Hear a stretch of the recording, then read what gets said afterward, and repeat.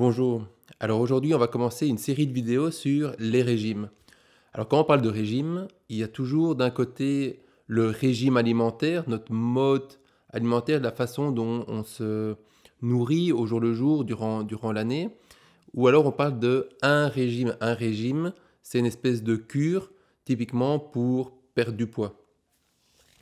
Alors les régimes pour perdre du poids sont généralement des régimes hypocaloriques. C'est-à-dire que l'apport de calories, donc ça veut dire les trois nutriments de base, les trois macronutriments que nous avons vus, donc les protéines, les graisses et les sucres que vous apportez, ne sont pas suffisants que pour combler les besoins énergétiques du corps.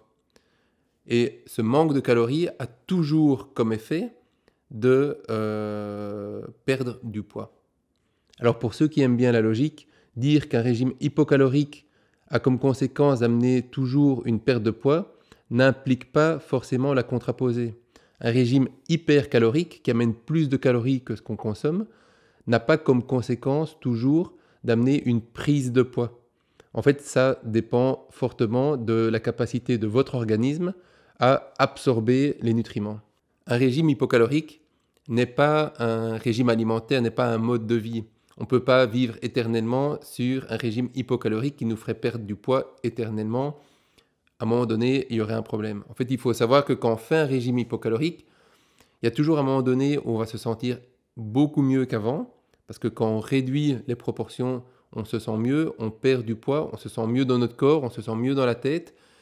Et malheureusement, cet effet ne dure pas. À un moment donné, les processus se renversent, on rentre en carence et on va de moins en moins bien. Un régime hypocalorique n'est donc pas un mode alimentaire qu'on peut faire durer dans le temps. Et je recommande à personne de compter ses calories jour après jour. En fait, l'idéal, c'est plutôt de changer son mode alimentaire. Et on va voir sans doute dans les prochaines vidéos comment faire ce changement le mieux possible.